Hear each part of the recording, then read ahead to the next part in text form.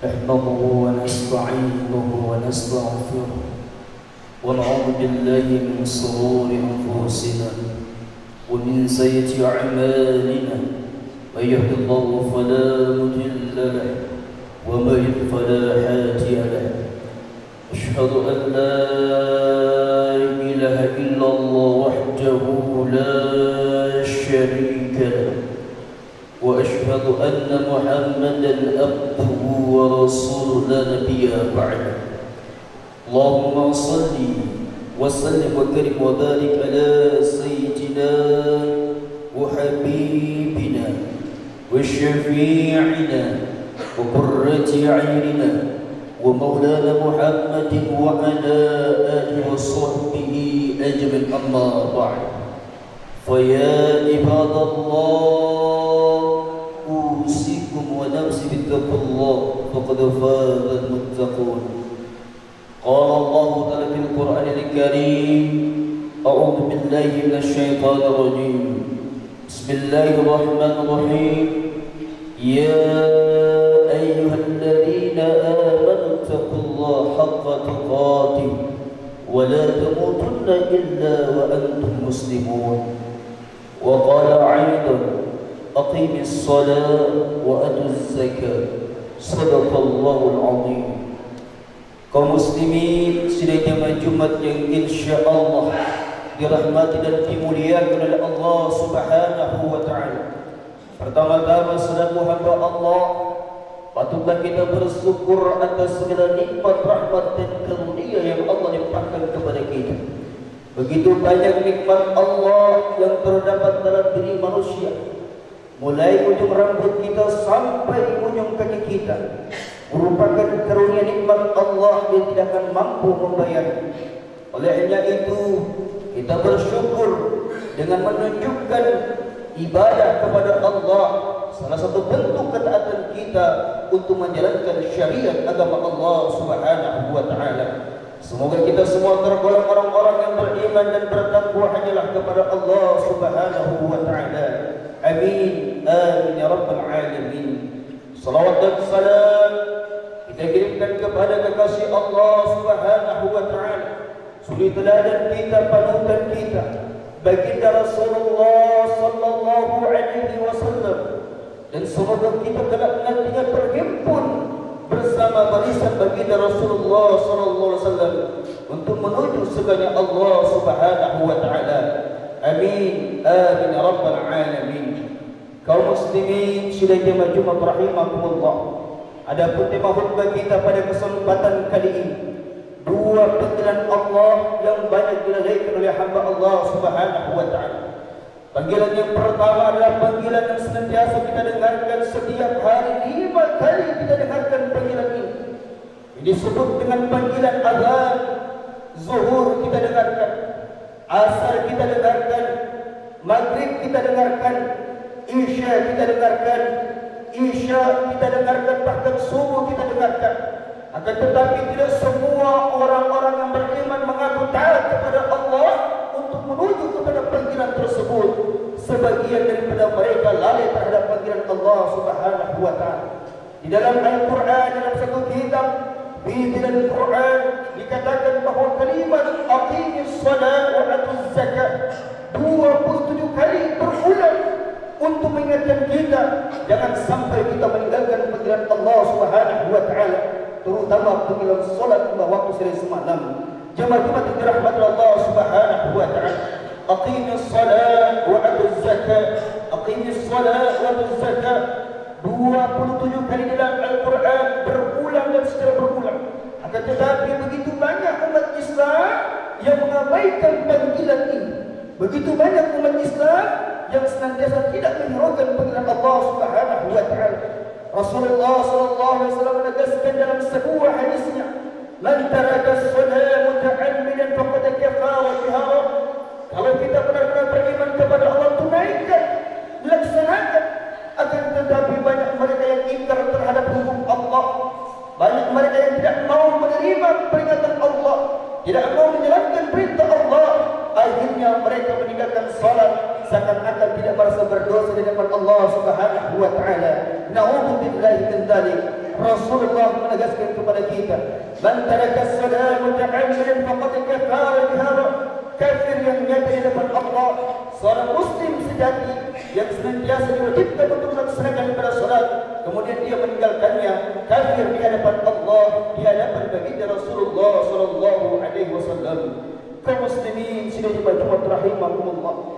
Kemudian ada panggilan Allah yang kedua. Apakah panggilan Allah yang kedua? Panggilan Allah yang kedua adalah panggilan yang tidak bisa ditinggalkan ataupun semua makhluk pasti akan menjumpai panggilan itu. Qalu bala inna lillahi wa inna ilaihi raji'un. Ketika kita mendengarkan lantunan ini, maka ini merupakan panggilan dan panggilan yang pasti datang kepada setiap insan yang bernyawa. Setiap makhluk Allah, setiap makhluk Allah yang hidup di muka bumi Allah pasti akan menjumpai kematian mereka di depan Allah Subhanahu wa taala. Allah ingatkan di dalam Al-Qur'anul Karim, wa likulli ummatin ajal, fa idza jaa ajaluhum la yastakhiruna sa'atan wa la yastaqdimun. Dalam ayat ini kalau kita membuka tafsir Ibnu Katsir kita bisa melihat Allah ingatkan kita bukan hanya khusus umat Islam, wa likulli ummatin ajal, setiap umat kata Allah apapun agama mereka, setiap makhluk yang hidup di muka bumi Allah pasti dan pasti mereka akan menjumpai ajal mereka, kematian mereka, cepat atau lambat semua mereka akan kembali kepada Sang Pencipta Allah Subhanahu wa taala. Jemaah-jemaah yang dirahmati Allah Subhanahu wa taala, timbul satu pertanyaan, apa yang harus kita persiapkan untuk menyambut kedua panggilan ini? Yang pertama, kita persiapkan diri perubahan dalam diri kita untuk tanamkan menjadi hamba Allah yang komitmen, konsisten menjalankan perintah Allah berdasarkan Al-Quran wa sunnah Rasulullah sallallahu alaihi wasallam. Kemudian yang kedua, mempersiapkan diri untuk menyambut yang namanya kematian. Sebab kita semua setiap langkah kita, setiap hembusan nafas kita tidak mesti sakit kemudian kita dijemput oleh Allah. Terkadang bayi yang baru lahir pun lebih dulu dijumpai oleh Allah, dipanggil oleh Allah Subhanahu wa taala.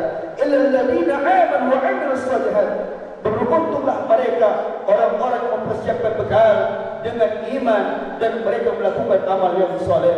Semoga Allah Subhanahu wa taala senantiasa limpahkan kita petunjuk dan hidayahnya agar kita semua tergolong orang-orang yang beriman, orang-orang yang bertakwa, dan semoga kita semua tetap istiqomah dan dimatikan di depan Allah husnul khatimah. Amin. Amin ya rabbal alamin. Barakallahu li wa lakum fil Qur'anil azim wa nafa'ni wa iyyakum bima fihi min al-ayati wa dhikril hakim. وتقبل مني ومنكم تلاوته إنه السميع العليم فاستغفروه إنه الغفور الرحيم.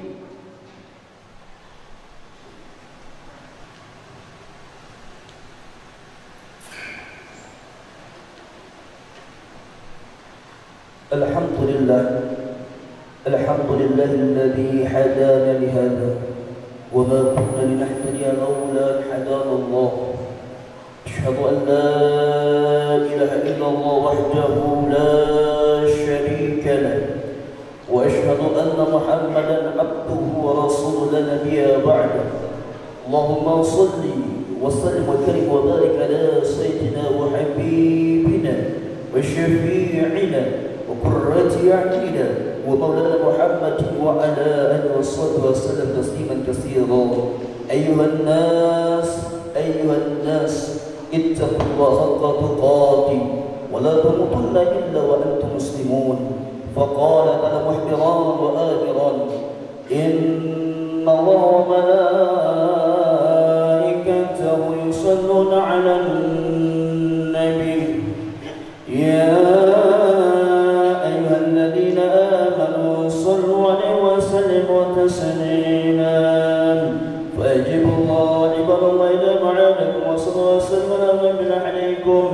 اللهم صل وسلم وبارك على سيدنا محمد وعلى آله وصحبه أجمعين وعلى التابعين والتابعين ومن بإحسان إلى يوم الدين وارض عنهم برحمتك يا أرحم الراحمين.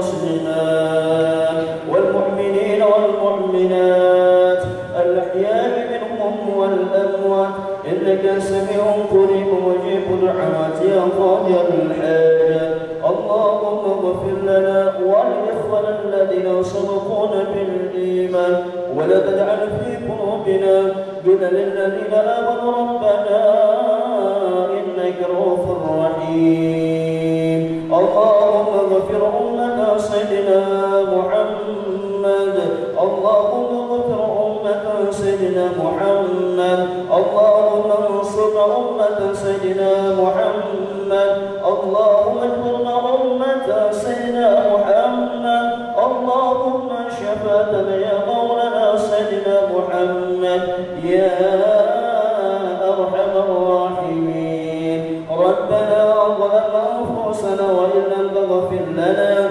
وترحمنا لنكونن من الخاسرين ربنا آتنا من لدنك رحمة وهيئ لنا من أمرنا رشدا ربنا آتنا في الدنيا حسنة وفي الآخرة حسنة وقنا عذاب النار وقنا عذاب النار وقنا عذاب النار عباد الله إن الله يأمر بالعدل والإحسان وإيتاء ذي القربى وينهى عن الفحشاء والمنكر والبغي يعظكم لعلكم تذكرون فاذكروا يذكركم واسألوا فضل يؤتكم ويعظكم ولا ذكر الله أكبر والله يعلم ما تصنعون.